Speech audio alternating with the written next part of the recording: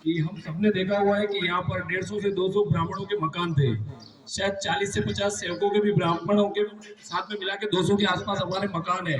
शायद हम पूरे इस पंडाल में घूमते हैं तो हर छोटे गांव में, चाहे वहाँ चौबीसा हो, ओदीस ब्राह्मण हो या कोई भी ब्राह्मण हो, वहाँ परशुराम जी के नाम से एक चौक बना हुआ था।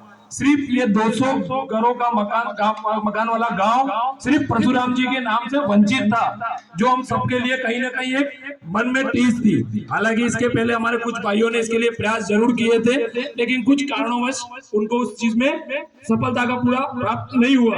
लेकिन उसी कार्य में जुड़ते हुए हम सब ने इसी कार्य को आगे बढ़ाते हुए आज हमारा परशुराम चौक इस गांव का एक बना के निर्मित किया हुआ है। और ये खाली अजय जोशी के हाथ से नहीं हुआ है, बिना आपके सहयोग से, बिना आपके साथ से और बिना आपके मार्गदर्शन से ये संभव नहीं था। तो मैं यहाँ पर पधारे सभी वरिष्ठ जनों का भी धन्यवाद करता हूँ दिल से। और मेरे साथ प्रत्यक्ष रूप से अप्रत्यक्ष रूप से जो भी युवा साथी, चाहे वो 20 साल का था, 10 साल का था या 40 साल 50 साल का था, जो युवा मेरे साथ जुड़ा है, उन सभी युवाओं को मैं नमन करता हूं कि उन्होंने साथ दिया और इसी की वजह से आज मैं यहाँ तक पहुंच पाया हूँ। ये खाली अजय जोशी अकेला बन के नहीं कर पाता। और दूसरी बात ये कहूंगा कि काकाश्री ने कहा था कि जनोई, रियल में ये बात सच है कि अगर हम जनोई का कार्यक्रम करते हैं, जैसे अभी थोड़ी माल में होने वाला है, उस कार्यक्रम से जुड़ने के लिए हर परिवार कितना प्रयत्न करता है, कितना खर्च करता है, और कुछ सालों बाद पता चलता है कि वह व्यक्ति जनोई को कहीं ना कहीं रख देता है या उसका पालन नहीं करता है।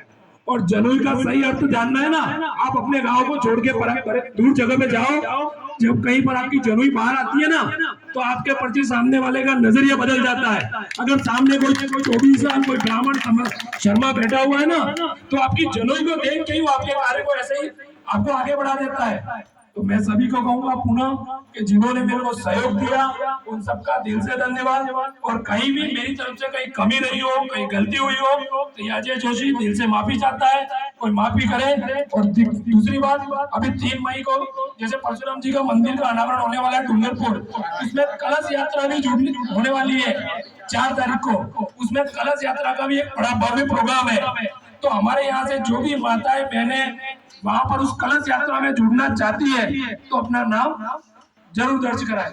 151 रुपए में साड़ी और कलश भी विपो की तरफ से दिया जाएगा। 151 रुपए में आपको एक कलश और एक साड़ी दोनों आपको दी जाएगी। खाली आपको वहां जाना है, जाने आने की व्यवस्था है। और आज एक चीज है, हम सब जानते हैं कि यहाँ पर देखो तो 3 ऐसे लोग जो युगों से आज तक जीवित हैं, जिसमें हमारे बजरंगबली हनुमान जी, दूसरे अश्वत्थामा और तीसरे हमारे आराध्य देव परशुराम जी, जो आज भी इस युग में मतलब साक्षात है।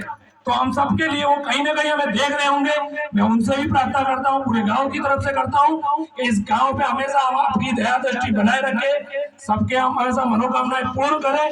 और दूसरी ये करता हूँ कि हमारे साथ विश्वकर्मा के हमारे गंगाराम जी सुतार, जो हमारे परशुराम चौक के लिए जो जुड़े थे, हम पूरे युवाओं की तरफ से और पूरे गांव की तरफ से, क्योंकि ऐसे विश्वकर्मा हमें नहीं मिलेंगे जिन्होंने धूप नहीं देखी, छाव नहीं देखी, समय नहीं देखा, रात नहीं देखा, दिन नहीं देखा। हम सब दूर बैठे हुए हैं, वहां से हमने फोन किया है और ये वहां आके उपस्थित होकर इन्होंने अपने कंधे पे लेके इस कार्य को पूर्ण किया है। तो मैं पूरे युवाओं की तरफ से, पूरे गांव की तरफ से इनको साफा बंधवा के इनको सम्मानित। आप सबका एक बार पूर्ण धन्यवाद इस परशुराम चौक के अनावरण के लिए। मैं एक बात कहना चाहता हूँ, जो भी मैंने बताया कि हम सबकी कड़ी मेहनत से बनाया, तो मैं